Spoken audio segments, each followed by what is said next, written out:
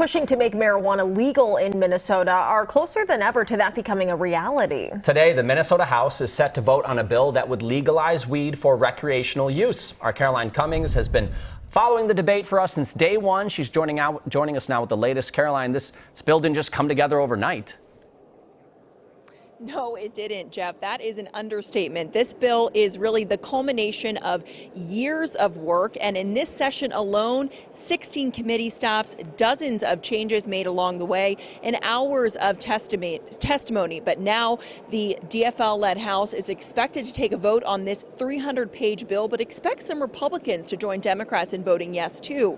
Now, the bill allows adults 21 and older to buy, sell, and have marijuana for recreational use. It creates a state office of cannabis management tasked with oversight of what would be a new industry, which would be regulated, licensed, and taxed. Minnesotans looking to cash in would apply for business licenses from growing to operating a retail dispensary, and it would also automatically expunge from people's records low-level cannabis convictions and create a board to consider expungement of felonies related to marijuana.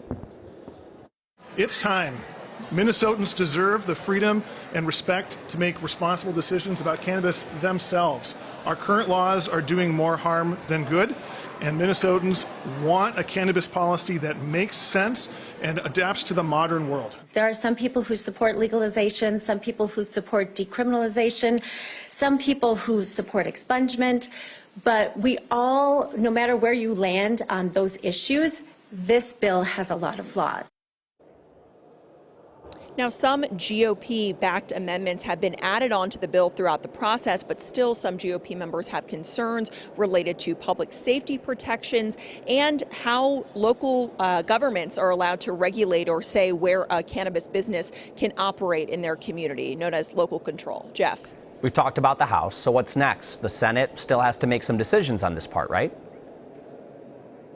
Yeah, so the Senate will have an additional hearing this week, and it's scheduled for a vote on Friday. But there are differences between the two proposals. So both chambers will convene what's called a conference committee, and that's where they'll sort out what is left in those bills that needs to be changed so they're aligned. Jeff.